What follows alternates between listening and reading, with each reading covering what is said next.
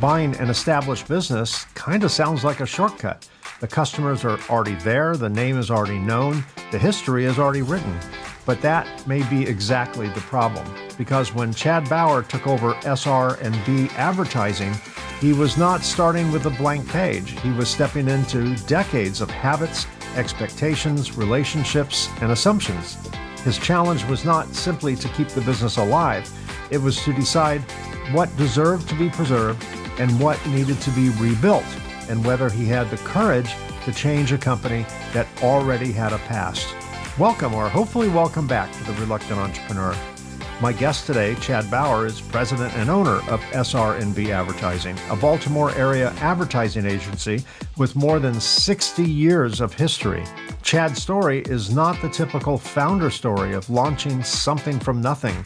His journey involves stepping into an established business, buying it, then facing the much harder question: how do you honor what came before while building what comes next? Chad grew up around the advertising business, learning from his father inside one of Baltimore's long-standing firms. But taking over a legacy company is not the same as inheriting a finished playbook.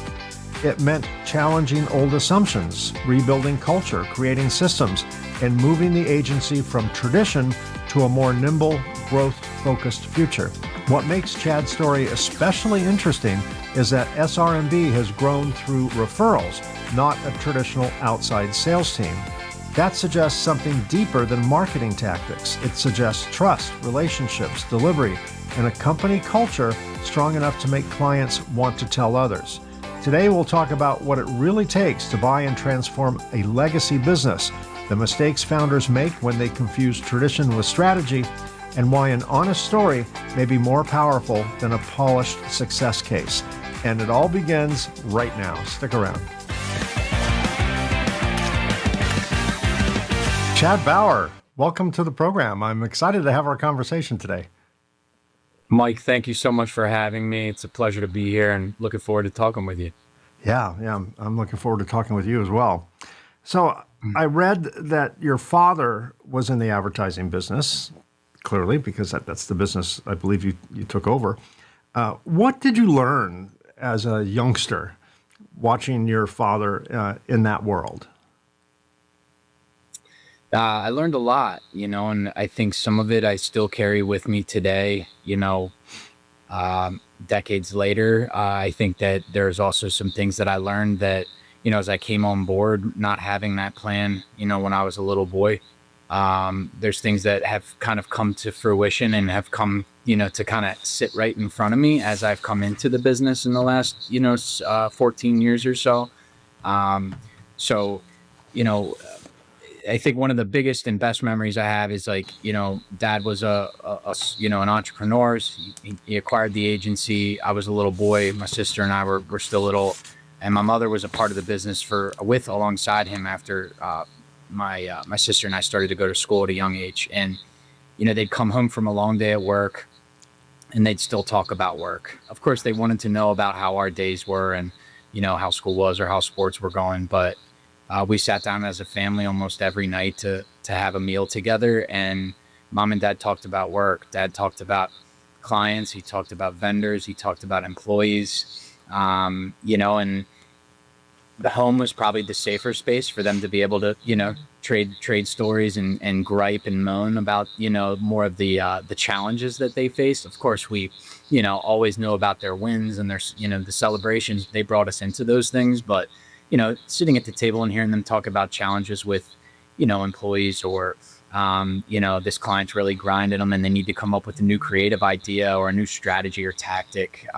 It stuck with me. Here we are, how many ever years later it is. And, I'm living that life now. I'm in it. I'm involved in it. And you're that guy coming home, starting it's pretty cool. conversations. Yeah. It's pretty awesome how it's come around that way. Well, it could have gone two ways, polar opposite ways. In your case, you were exposed to it. It was part of everyday conversation, and that caused you to gravitate toward it. On the other hand, I could easily see a person going, you know what, I that's all I heard all through my childhood. I don't want any part of it. I'm going to rebel and kind of go the other way. fortunately for your family's, in your family's case, and in your case, you didn't do that. That familiarized yourself with it. When you were younger, maybe when you were a little older, before you started, working in, or before you took over the business, you hear a lot of stuff, behind the scenes, the gripes, the pressures, the successes, all that stuff. Did you ever kind of, as a fly in the wall in that moment, say, if I ever take over this business, this is not something I'm going to do?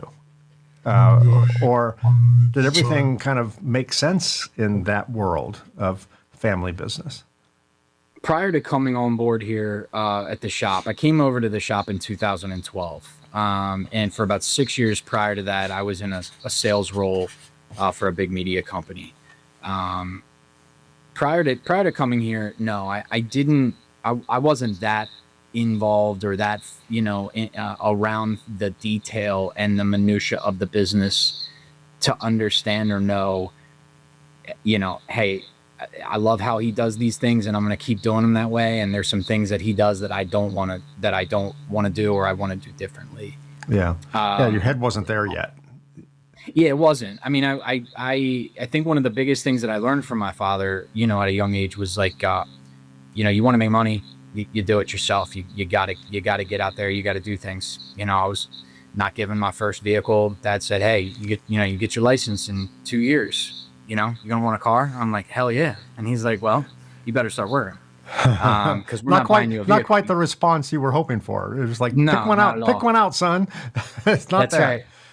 So I asked him to borrow his lawnmower, and he luckily said yes to that. And I started a little grass cutting business when I was 13 and grew that to a nice business. I was able to sell it when I was 18, when I left for college, and walked into college with some cash in the bank, which was awesome. And still had no aspirations or desires to work for the family business or eventually buy it and take it over one day. I worked at corporate space after college, like I said, for about 6 years in selling media, and then got tired of corporate. Was like, yeah, I wasn't designed for this. This is not my cup of tea. Called Dad one day and said, hey, can I come on board? And he's like, I can't pay you what you're making, but if you like it, I don't have an exit strategy yet. So maybe it's something that one day you could acquire and turn into your own. And like I said, that happened back in 2012. And we worked alongside pretty actively for about 6 years or so, 5 years or so. And he started to bring me kind of day by day, more into the operations and the behind the scenes of the business. That's when I really started to get clarity around how he ran it, how he led the team, how he dealt with vendors and clients. That was the big reveal, if you will, were those first 5 or 6 years of working alongside him. So, believe me when I tell you, at that point, I started to draw straws and I started to make decisions and sort of observe, wow, these things are incredibly impactful for the deliverables that we're giving to a client, or for the way the team communicates and works together. One of the big things I'll mention, he was a true owner operator, Mike. So he was very close to the business, and really, things would get done. Artwork would get done by the design team, copy would get written by the creative team, billing would go out, through a billing person, but he pretty much touched everything, that flowed in and out of the shop. And, that was something that I knew I needed to be different about, because I wanted to grow and I want to continue to grow this agency in the direction that we're headed in. And it needed to be looked at through a different lens versus I've got to touch every single thing before it goes to the next person type thing. So that true owner operator mentality, I think, got him to where he was, built a great successful business, allowed me to acquire a foundation of a business that was solid. But I had aspirations for growth, and in order to accomplish that growth, needed to change that mindset about being an owner. That's the difference between working in and working on your business. That is correct. Yeah. Yes, sir. Well, your dad wasn't wrong or right. He was right for his goal for the business, which Yes, was sir. to support the family and do all that. If Which he if did. if the goal is to build an empire and scale it and maybe have a different exit strategy in mind, then working on it is way you leverage your talent out far greater than if you're working in it. Is Dad still with us? Yes, he's still with us. He's 72, living a retired life, being a grandfather for my two young boys, and loving life. And he still pops in from time to time and stirs the pot, ruffles feathers. How that works. But I Does mean, he he and I are. does he armchair He and I've quarterback? always been. I'm sorry. Does he armchair quarterback? Oh yeah, absolutely, and Yeah. often, most of the time, And often. unsolicited, right? Yes. Yeah. You're Um, not asking. It's not like you go, "Hey, Dad, what do you think?" Right? that's right. No, I do. There are times where I'm like, hey, I'm going through something that you may or may not have experienced, and I just would love your opinion. Um, and it's incredible. I probably have taken for granted over the year valuable that to the ability to have that type of conversation and get that kind of reflection from him, whether I agree with it, whether I implement it, whether I move forward with some of the things he's saying. It's a case by case basis, but as you know, getting perspective on things, particularly in big decision moments, is, for, at least in my opinion, a very valuable thing. Oh yeah, 100%. We talked off air before we started recording that I have a huge amount of admiration for someone who takes over an existing business, particularly takes over a successful business. I started my business from nothing, from scratch, which meant the day I started the day before I started it never existed. And then if I were to run it for a year or two or three and then somehow fail and go out of business, which statistically most companies do, the world would not go, whatever happened to that company, right? Because it wasn't around before. So other than financial loss, embarrassment, shame, failure, it would be no big deal. I could start it again. And in your world, I mean, and there was a ton of stress with that. In your world, Of course. I would think you have all that startup stress and a legacy stress, meaning, it's like the meme. You had one job, son. You had one job. Don't mess this up.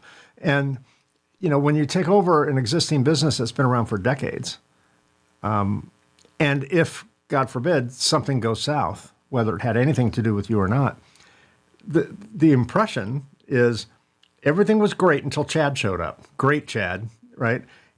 So not only do you have that public judgment, which may or may not be accurate, you also have the fact that you would be letting down your family and be judged by those who you care most about and they care most about you. So it's one thing to have anonymous critics judge you, bankers and vendors that you're not paying. Right. That's bad. But to go home over Christmas dinner or something and have to have the just I don't know, just face the music would be exceptionally difficult. So if you haven't been stressed out up to now you probably are. But I do think that you carry an exceptionally higher burden than anyone that's just starting something from scratch, and even that is a sizable burden. So a lot of respect for what you're doing. But what was harder than you expected since you took over an existing business? What was harder than you expected once you were actually responsible for it? Yeah, I mean, there was certainly unsaid pressure, like you're describing. I didn't, as I came into the shop, needed to really start to develop my own relationships with the staff and with clients and vendors alike. And I don't know, that's luckily kind of always been fairly natural for me in developing, fostering, and relationships, building rapport with people. Um, I think one of the biggest challenges that I kind of immediately observed was, how am I going to continue the legacy of what he built, and my mother as well, because she was a part of the firm for some years as too. How can I continue that legacy and what we're known for, our brand, right? in the marketplace, but also elevate this place to another level. And, my desires aren't to be some, massive 500 person shop. But knowing where we have been, my thoughts are, we can kind of level up from the position that we have been in and begin to service clients in a more kind of middle market, regional and national way. And we've luckily been able to accomplish that in the last 7-8 years. But that was, I essentially said to myself, very comparable to what you were just talking about. This isn't a startup, right? At that point, there were about, I don't know, 45 to 48 years of history under our belt. So certainly wasn't a startup. However, knowing what I was trying to get to and the goals I was trying to achieve, it almost was like we were kind of starting from scratch and reevaluating how we positioned our firm in the marketplace, how we went to market. That was all going to be a big pill to have to swallow in order for me to accomplish what I wanted to. And so I think that,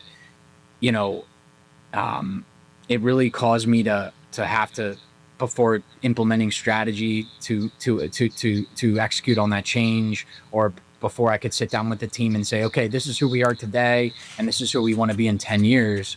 I had to do a lot of kind of inner work with myself, a lot of self-reflection. I kind of realized after being in the business and working alongside the staff that I was kind of becoming a bottleneck, and I was sort of replacing the things that my father was doing, but I wasn't delegating properly. I wasn't, finding other leaders to bring on board. And so, we're out selling, we're bringing in revenue, projects are flowing, month to month business is happening, clients are loving things, but I'm involved in it. I'm handling accounts. You're just like your father. That's exactly what you noticed with your father. You had your hands in everything. That's right. And so that was a huge thing for me. I had to stop. I literally had to stop and be like, okay, we're having success. We're increasing revenue, profitability is strong, our staff is happy, our client, like everything is good, but man, I am downtrodden right now, like just barely hanging on. And that's when I started to think about just myself a little bit more. Started to do things like take assessments, like the Strength Finders assessment and the Colby A assessment, to just understand more about my personality, my strengths and my weaknesses, so that I could use that to implement into the strategy of growth and getting this thing to the next level. So I'm not sure if I answered the question entirely, but that's where that was my biggest thing, was at that point saying, okay, we have success, we have traction, we've got, now we just got to pour gas on this fire and let's roll. Thankfully, before I started pouring gas on it, I was like, I need to take a step back. I need to assess myself. I need to understand what I'm good at and truly what value, the best and most amount of value I bring to this firm. Yes, I can talk strategy for marketing. I can look at creative. We can do all that. I can be creative. I love being creative. But this time, those were my value points. My value points were in my relationships, my ability to go out and foster business and build rapport with people, deliver value to them through the relationship. And once I identified that, then I was like, okay, wow, I've got a lot of gaps now that I got to fill, in order to support our operations. It's going to be a bonfire. Let's talk about sacred cows for a moment. Were there parts of the old business culture or business model that you felt needed to be protected, even while you were trying to modernize the company? Yeah, without a doubt. Customer service and retention has been the backbone of Dad's success for as long as he ran the shop. And right away, without a doubt, no questions asked, that was something that had to stay. We could not lose our focus and our desire to please our clients in a timely way, under budget, all of those things. That was imperative. Like, would not sweep that under the rug for a second, and needed to remain at the forefront of our identity. And luckily, that's remained. We retain 94% of our business annually. Wow. All of our growth has been based on referrals. We've never had to, go out and run ads for business or do any form of, targeted advertising or marketing. Now that's going to change here in the near future, and it already has started to in recent. But to get to the point where we're at, to retain the business that we have without having to go around with signs hanging and, horns blaring, that was a major sacred cow for our shop. Yeah, and a worthy one. What was one early mistake you made as the new leader that changed how you thought about running the company? How long is this Or recording? we could go on for we can go on for days, right? Limited to about 5,000 things. Now, either a mistake you made that changed the way you thought, or an expectation that was not accurate once you got in the seat. Take your pick. There's so many to choose from, I'm sure. Yeah, I think, I guess one that I'd be comfortable speaking towards would be making assumptions without communicating. And that was mostly from an internal perspective, right? Assuming that various staff members or team members controlled or were responsible for certain things. My father, in the way that he ran things, it wasn't, he didn't have processes documented. He didn't have SOPs. He didn't, you know what I mean? A lot of that was just very, very tribal. Yes, very tribal. We figure it out as we go organically. And that led me, when I got here, to realize that I had questions, right? Who's in charge of these things? Who's handling, this piece of work from A to C or whatever it might be?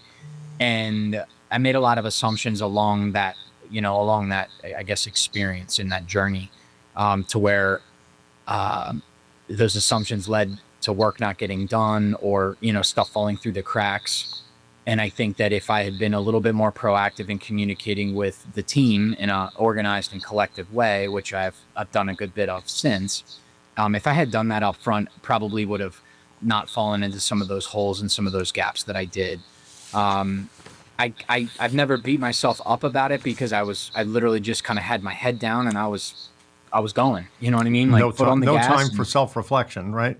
Yeah, exactly. And if that curve's coming up here, I'm going to try and handle that curve as best I can and keep my foot on the gas. And there are definitely aspects of the day to day where that mentality, I think, is valuable and sustainable in some ways, but in the big picture, it's tough. And without the communication with the rest of the team and kind of aligning with not just sharing what my expectations and my desires are, but learning from them what their expectations and desires are, was really a big learning for me. So I think that was probably one of the earliest moments where I was like, I got to kind of stop this, not only look at myself, but connect with the team in a deeper way, so that we're all on the same page, going forward. Your company name is SR&B. I'm assuming the B was your dad and now you. Chad Bauer. Yes, yeah. Sir. And is there an S and an R around? So the S was the original founder of the firm. It was called SR&B Advertising. It was in Baltimore, founded in 1964. Wow. And then my father and a partner of his named Robert, which is the R, came in the late 80s and bought Mr. SR&B and changed it to SR&B Roberts and Bauer Advertising. Dad would always joke that, even as I got here in the latter years, that, we kept the names because it seems bigger. It seemed official. We're marketers. This is how we do things, right? You'll either be mistaken for an accounting firm or a law firm or an advertising firm. That's pretty. That's right. Or maybe a professional dental firm. Services. That works. Yes, exactly. So Mr. SR&B, he moved out of market. Unfortunately, he passed away a couple years ago, but Robert and my father, Carl, ran it for, a collective of, I guess, about 18 years together. Robert retired, and then Dad kind of was at the forefront of it all himself for the remaining, 12 to 15 years. So we shortened it down to the acronym SR&B, I'd say maybe about 15, 20 years ago. Yeah, if you keep the names, people are going to ask, where are they? Yeah, so, yeah, one's not here, one doesn't want to be there, one's on a golf course or, on a beach somewhere, and then there's you. What do business owners misunderstand about marketing when they are trying to grow but not really yet have a clear story? Yeah, I think in today's world, not just business owners, but we as people are so distracted with the fragmentation of media and the way in which we receive news and learn, the way we the way we desire to potentially research something and get more educated about a particular topic or subject matter. And I think that the biggest mistake business owners make today is they immediately want to jump to the media. They immediately want to say, should I be on TV? Should I be on running, meta ads on Facebook? Or should we be doing programmatic connected TV streaming? Everybody wants to know about media. Everybody wants to talk about media. But media is an afterthought. You have to know your audience first. And your audience is where it all starts. And because of the fragmentation of media and all of the different touch points that we as consumers and people, experience on a day-to-day basis, if a business owner doesn't clearly understand their target audience, their motivations, their desires, it's really hard to drive success through the funnel from messaging and then to media. So a lot of times we use the phrase data is our weapon of mass diligence. We a lot of times will sit down with clients and start there. They will come to us and be like, all right, I'm ready. I'm ready to throw, $100,000 of paid search and ready to do this with social and this and then this with programmatic or whatever. And we start asking questions and they can't most of the time truly define who their audience is. So we have to start there. And we start with their data, their first party data, market research, whatever it might be, to help them better understand and align with who their target is. And then we can start talking about messaging, and then we can start talking about media. You talk about fragmented media. I think also your industry, as in the last 10, 15, maybe 20 years, has also become fragmented. Meaning, on this show, I've interviewed several people who are in the agency world, but one quote unquote advertising or marketing agency focuses exclusively on social media content and campaigns. Another focuses on video content and specifically, and not necessarily social media, but all things video content. Another who I spoke with this morning, actually, and this show is not a marketing show. It's just over the course of almost 100 interviews, you start to see little silos, of content. And in this silo, this morning I was talking to someone who concentrates exclusively on, in his agency, about helping founders craft their story for marketing purposes, all story-based marketing purposes, and all of which are segments of any, broad advertising agency. But these were all specialties. In your world, in your business, do you have a market segment that specifically you're looking to attract customers into, or is it, one shop fits all, or how does your world decide what type of work and for what type of customers? What's the ideal work? What's the ideal customer? Yeah, that's a great question. We have been around for so long that we've helped so many different sizes of businesses in various different verticals and industries achieve, what it is they're looking to achieve, whether it be something as simple as a branding program, whether it's a brand refresh or a complete new rebrand for the business. It could be a go-to-market media strategy. It could be a performance marketing engagement where, they spend X amount of dollars and expect Y amount in return. It's been a run of the gamut. We had to basically sit down and look at our data, right? And that's where we started. And I started this exercise, Mike, probably about 3 years ago, maybe a little longer than that, where we determined that if we want growth, right, and we want to grow at a particular clip each year, we need to be strategic about our marketing ourselves. Carl, my father, never really did that. He just relied on his relationships, and it worked for him. And as I've said, built a great business. There was nothing wrong. There was nothing broken. It was his, and he did it. He did it right. All while taking care of not just his family, but dozens of other families, and putting foods on helping put food on their plates at home. I knew that in order to grow, we needed to acquire customers and new customers in other ways aside from just referrals. Referrals are great. They're usually the easiest to close. They're usually the best relationships once you get, some momentum and time under your belt, but you don't know when they're coming and you don't know if they're coming. So in order to grow, we needed to be more strategic about how we position ourselves and how we market ourselves. And so about 3.5 years or so ago, we went through that exercise. We spent a couple months just looking at our data, who have been our top clients, not just from a billing perspective, but from a volume of work perspective, or from a frequency. Some clients were on the smaller side, but they were coming to us regularly for support. And then we kind of bucketed those clients into sort of different quote unquote personas or what have you, and then started to really identify what are the common traits between them. Are they at a particular stage in their business? Are they at a particular revenue, level? Because of all the services that we do offer as being a full service shop, there were quite a lot of buckets that we were able to kind of put our clients into. So for example, if we want more website design and development work, I have a very good idea of what that target audience looks like.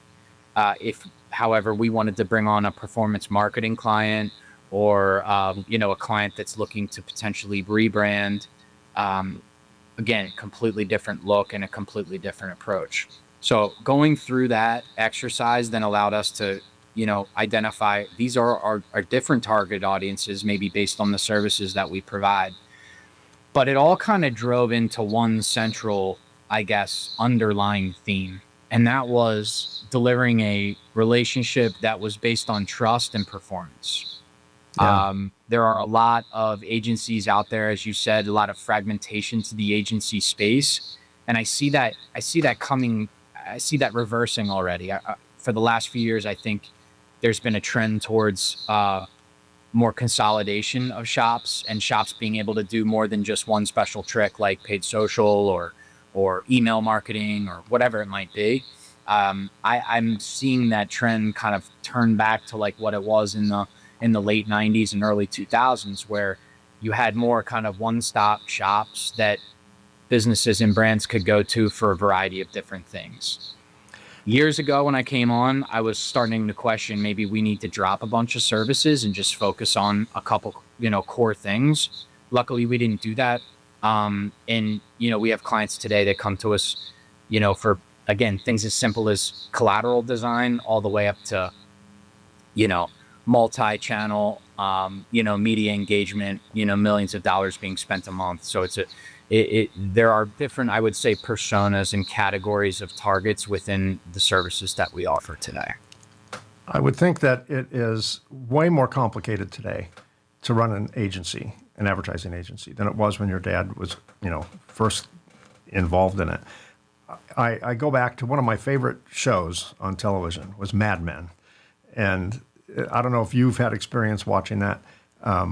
If not, you should. It should be mandatory because that's that's the stuff that happened, that your dad maybe didn't tell you about at the dining room table. But back then, there was basically two major mediums, three. There were radio, television, and newspaper. That was pretty much it. There was no internet. There was really no do-it-yourself. I don't think a civilian could run an ad on a television station. You needed to work with an agency or of some sort. And you needed an agent to even run an ad in a magazine because they wanted insertion orders. They paid commissions to these agents and, it was set up to be done for you. Today, you've got a whole bunch of portals, mediums that people could use for advertising. All the, the online, the social, the websites, the webinars, conferences. Then there's still newspaper, television, and radio, although diluted now, with all with all the other choices.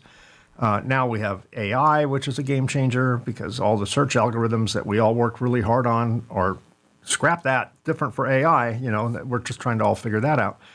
And then, so that adds complexity. And then the other thing that your dad didn't have to worry too much about or the other S and the other R have to worry about, is the fact that some of your competition, not your competition specifically, but some of your industry's competition is the customer. Because now with AI, now with AI-based image generation, now with content channels like LinkedIn and Facebook and Instagram and Snapchat and TikTok and Discord and Substack and you name them. I'm probably just the tip of the iceberg. They're not relying on agencies to book that stuff, to place that stuff. They're just letting everyone do it, for better or for worse. So yeah, you've got to compete with your potential customers, and you have to provide something that they just can't figure out on their own. And it's a much more dynamic, much more complex industry, as pretty much all industries are today, by the way. Yes. These are the examples I can think of. Has that landed on you? I mean, you're living it in real time. You're younger than I am. So, I am a technology immigrant. You're a technology native. You were born with it. So, that might just flow through your veins a little easier than it does with people in an older generation. But have you noticed the challenge of working with clients who maybe are like your dad, that they're living in the new generation but thinking in the old generation, and you have to drag them with their nails dragging along the ground into new stuff? And how do you feel about? I'm throwing a whole bunch of questions at you, but now I can shut up and finish the rest of the show with that. And then, how do you feel about this self-serve capability with quote unquote advertising platforms? So I'm going to throw it all, let you just respond. If you can even remember half the things I mentioned, that will be a great answer. Yeah. I'll try my best. If there's something I hit on that you want me to go deeper, let me know. I'll prompt you. Yes. I'll start out with a very quick story.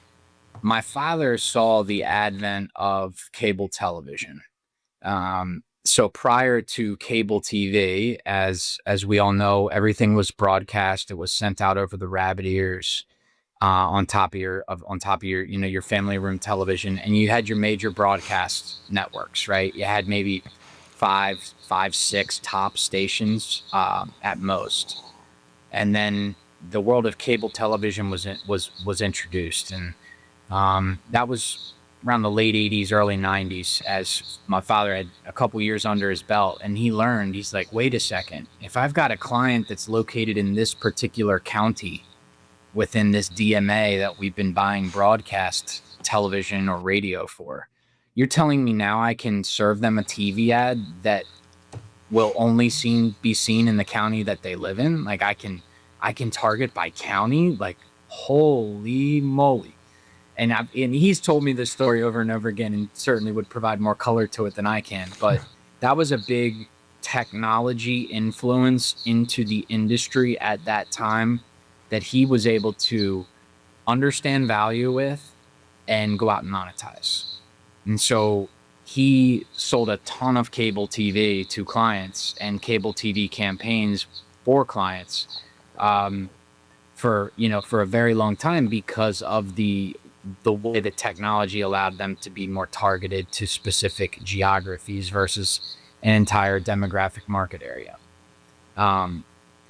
That's not any different than what the internet has done to us over the last 10 years.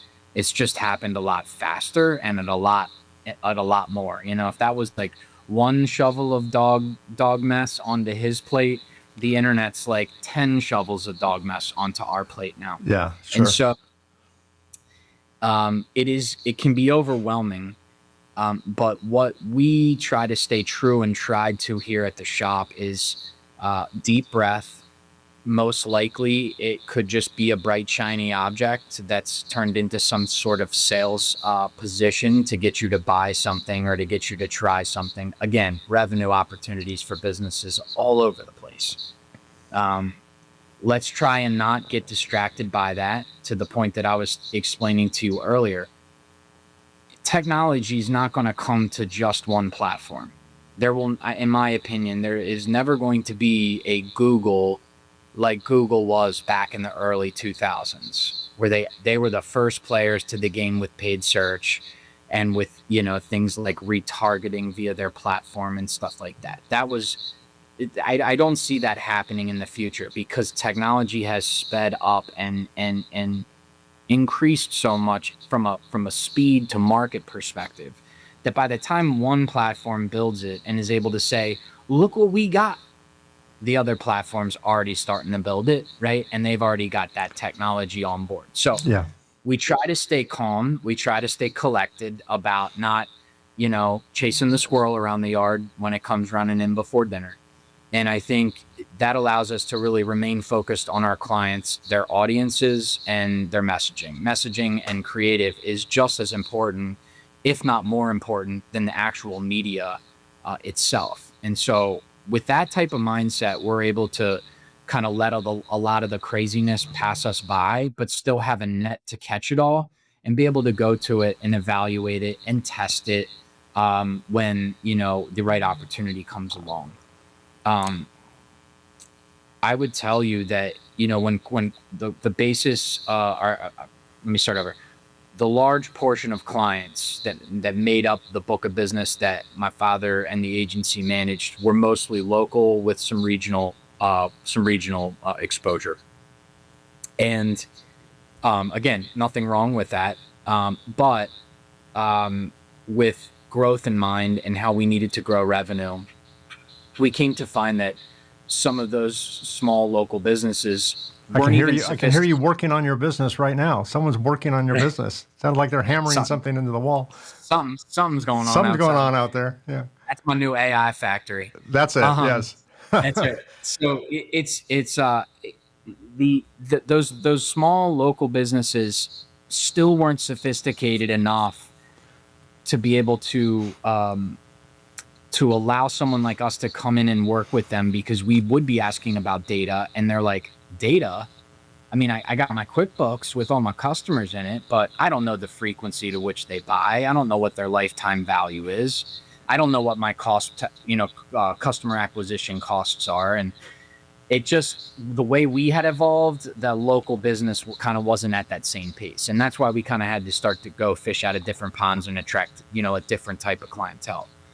I think the tools, self-serve tools, whether they be with platforms that we're all accustomed and used to for the last decade, like Google and Meta, um, they are allowing the everyday person, or maybe the not super experienced marketer, to get in and build an audience and put together a piece of creative and launch it and look at the clicks and look at the results and look at the sales maybe they're getting on their website or the leads they're getting to their business. But it always gets to a point where they're like, this is too much. I give up. I throw my hands up. I've taken 2 or 3 steps into this, and I really don't want to step any further. I kind of want to slowly try and back out and put somebody else in this. And that's oftentimes when, they'll reach out to us. Yeah. But the AI space has been obviously, incredible in many ways. It's also very scary in many ways. We started using it about 2 years ago, and when we started using it, and still to this day, it's strictly looked at as a tool. Yep. It is a tool to maybe help get an initial project off the ground a little bit faster. It could be a tool to help develop maybe even internal strategy with how we work together as a team and how we can be more efficient with our processes and standards. But the tool, I think, is the way of the future. I think that the businesses, whether they're an agency like us or not, that are using it as a tool and not a crutch, are the ones that are going to end up further ahead down the line from now. I see it as something that still has a lot of evolution ahead of it, but I also see it as something where it's not going to necessarily replace any one person within our firm. I think it's in fact going instead allow the people of our firm to be more efficient with their Yeah. work, to get more Yeah. done in the same amount of time. Right. And as I've positioned it to the team, that's how you grow your role. That's how you potentially get to the next position within the firm, and that's how you make more money. So use it as a tool, Yeah. You're hiking Mount Everest. You're loaded with tools, and this is just yet another tool in that chest. I 100% agree with you. I think a lot of I don't people think will I think hit it on will. everything, but No. You did. You did. I agree with what you said. I think AI will.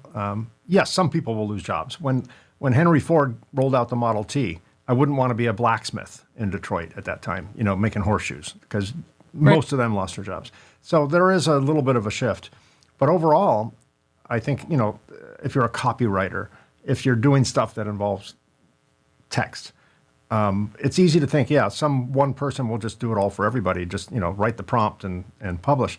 But I do think that you know if you don't know the content, you don't know what prompt to write. You need to know what you're talking about. You need to be able to vet the response from AI because it's not always accurate. You need to know enough about it. I think that the implementation of AI for many people, particularly in the creative space, to your point, it's going to allow us to do work more accurately, more efficiently, way faster, which will allow us to maybe book more clients and still be able to get them serviced at a high level of proficiency in a more rapid time than if we had to send stuff out to the illustrator, have multiple layers of copywriters researching for accuracy, getting quotable citations, all the stuff that we do in this world.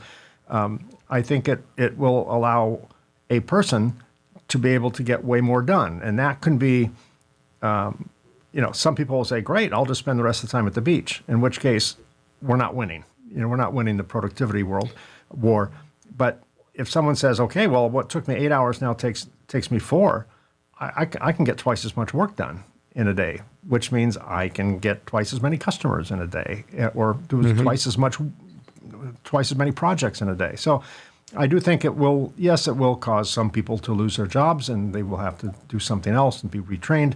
But I think overall it will allow society to become way more productive. And that will spur on the rate of evolution for everything. And we're going to see a major jump in productivity than compared to what we have right now. So I think it will do society good, and it has the potential for evil, obviously. The typewriter had a potential for evil. Right.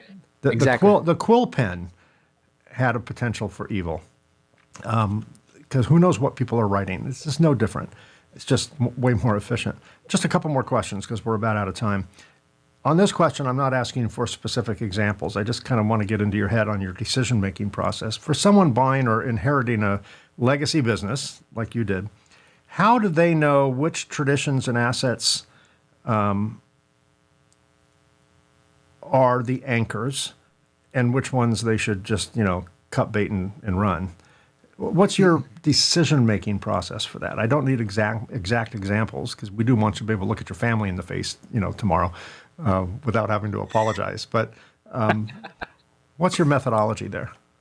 So I will start out by saying that I think because of my it being my family and me being close to the business over all the years, that I knew of certain things naturally just because of being in the family. And that may be the case in some situations, with some of your audience, and probably not for most.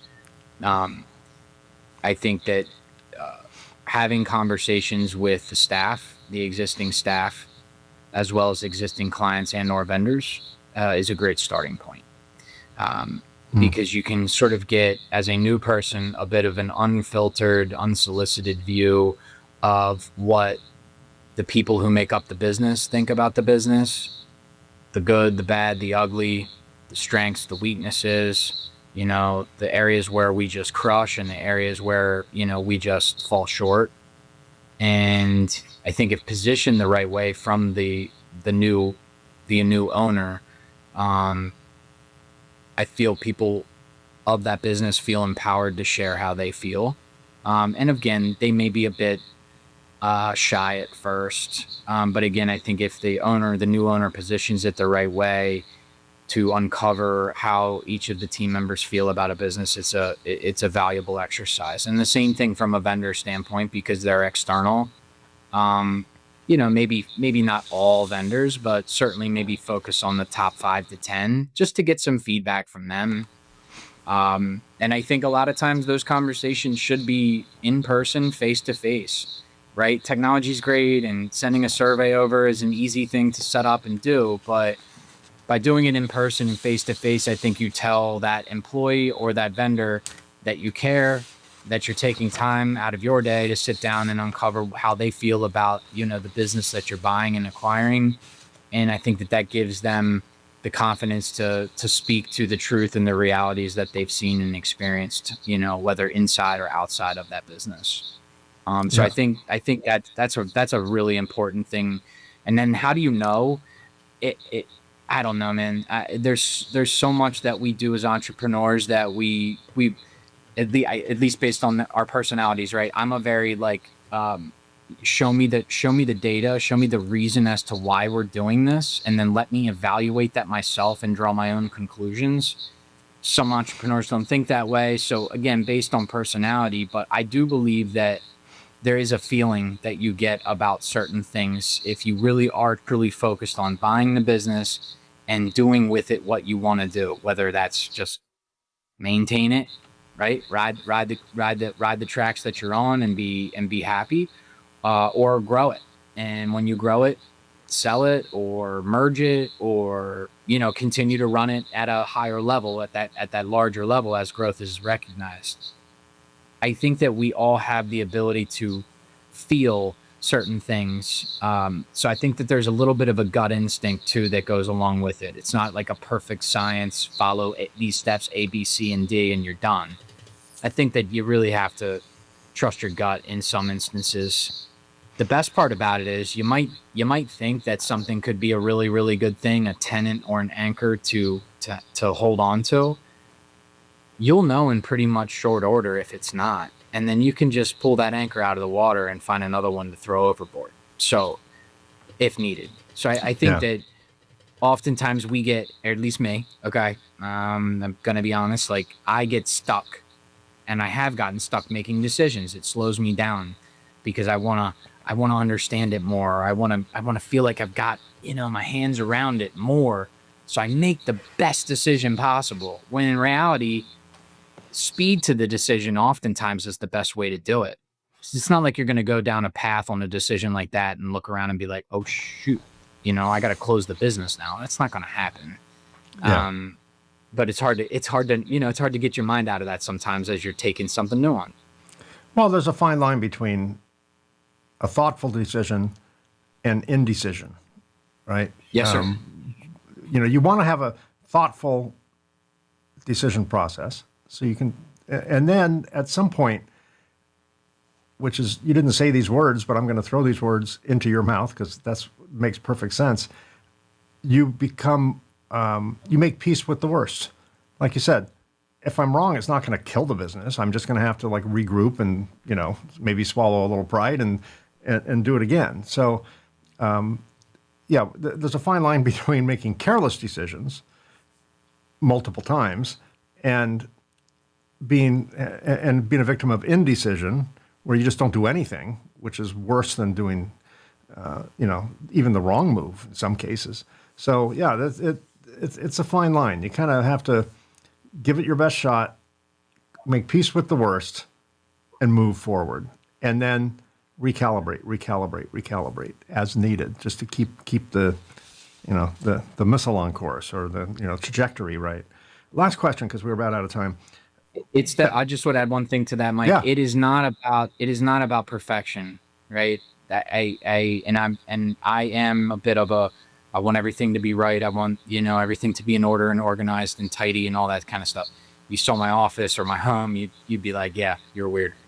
But it, in business, we can't look at it that way, because nothing is perfect. Even outside of business, nothing is perfect. It's a perception issue that we have to be perfect, right? When we buy a business or when we acquire something, like, I can't screw this up now because I'm the owner, and like, this has got to be right. This has got to be like I said, that's just a false perception. Perfection is not the goal. yeah, perfect. Perfection is a false flag, and I think that, to your point, not making a decision or being kind of stagnant is probably one of the worst things that somebody could do. Yeah. Last question, because we're about out of time. Early on, before you took over the business, maybe when you were a young adult surrounded by the business, exposed to the business, how would you have defined success back then, and how do you define it today? Not being in the business as a young adult, or coming into it. When you were, you were exposed to the business, so you kind of knew what Yeah. business was. How would you have, if I asked you, if I went back in time and said, hey, Chad, how do you define success? And then now I'll ask you in real time, how do you define success? Has it changed? Yeah, for sure. I mean, so much has happened to me in my life as a person. I found the woman of my dreams, started a family, right? So success back then would have been, revenue, headcount growth at the firm, new clients, new projects and different, maybe different ways of doing work, high fives and tangible proof of success, right? Yeah, tangible things that we could put our hands on and high five and do cartwheels about, Now that's still some of it, right? We need to continue to grow revenue and bring clients on board and produce good work. But when I have an employee reach out and say, hey, I'm going to be late tomorrow because I've got to go to my son's graduation, my high school, my son's middle school graduation, or, kindergarten, ceremony, or my children are sick, or I have to take care of my father because he's fallen ill, whatever it might be. We're very trusting and lasting on our people to do those things. And I think that then, that furthers and fosters the relationship. I think my relationship with my people and our staff and our vendors and clients is really the true definition of success for our business. And I think for me in life, it's, being a present father. I've been able to grow this thing for the last 10 years while starting a family and being there for my family. And I'm very intentional about that with my team. Like, I love you all. I want to be here as much as possible with you. But just as you guys got to, take care of your loved ones, I'm focused on doing the same thing and being a present father to my boys, just like my father was for me, unless he was growing the shop. So I had a great experience to learn that from him and how he managed those sides of life. And success to me is mirroring that, right? And producing for our people here at the shop and making them feel supported and being a servant leader to them, while also, keeping that dad light switch on at all times and being a good husband and all that good stuff. Well, to my audience who would like to get more information on SR&B, you're looking at the B. That's the B right there. It's a different B than if you were around 60 years ago, but that's the current B. B Junior. Yeah. If you'd like to get more information on his agency, if you're watching this on YouTube, right down here it says see more. Click that, and the link to their website will be there. If you listen to this on your favorite podcast app, of course, go to that podcast app, look at the show notes, and that information will be there as well. Chad Bauer, thanks so much for sharing the last almost hour with me. I really appreciate you being here.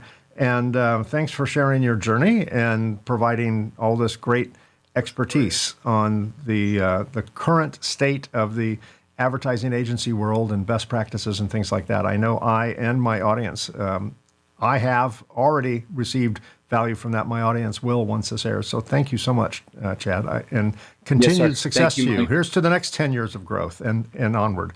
And maybe you said you have 2 sons? Yes, sir. Yeah, maybe we'll have to change the name of the company to SR and BBB. We'll just get the whole Bauer family in there. Yeah, exactly. We'll just keep it going. Mike, thank you so much. Great time today. Yeah, me too. Thanks, Chad. All right, here are some final thoughts. What I appreciate about Chad's story is that it reminds us that entrepreneurship does not always begin with invention. Sometimes it begins with stewardship. You step into something that already exists, something with history, habits, clients, systems, and expectations. And then you have to decide what to preserve, what to challenge, and what to rebuild. That, in so many ways, may be even harder than starting from scratch. A legacy business can be a gift, but it can also be a trap if the new leader is unwilling to question the way things have always been done. Chad's journey shows that growth is not just about adding service, hiring people, or chasing revenue. Growth also comes from culture, clarity, relationships, and systems that allow people to do their best work. The lesson for entrepreneurs is simple.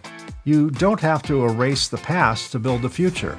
but you do have to lead with enough courage to change what no longer serves the business. And as always, success may start with revenue, growth, or survival, but over time, it often becomes something more meaningful, building a business that works, a team that believes, and relationships strong enough that your clients become your best sales force. Now, that is a wrap. Thanks for being part of our Reluctant Entrepreneur family. We have been very busy recording future episodes with fascinating guests, so be sure to subscribe to get notified when new episodes drop. If you're an entrepreneur or know someone who would make a great guest, we'd love to hear from you. Visit reluctantentrepreneur.podcast.com, where you can apply or recommend a guest or just learn more about the show. And a couple of shameless plugs. I've started a new series under the Reluctant Entrepreneur brand. The new series is called Reluctant Lessons, Where Businesses Go Wrong. On this series, we dig into high-profile business failures and the story behind it all. So far, we've profiled Rubbermaid, Kodak, Blockbuster, BlackBerry, DeLorean Motor Company, with many more to come. Turns out, there's no shortage. Check those and other episodes out on this channel. And if you're interested in my book, The Reluctant Entrepreneur, Anatomy of a Business Startup from Uncertainty to Unstoppable, it's available in paperback and Kindle on Amazon, and as an audiobook on both Audible and Amazon.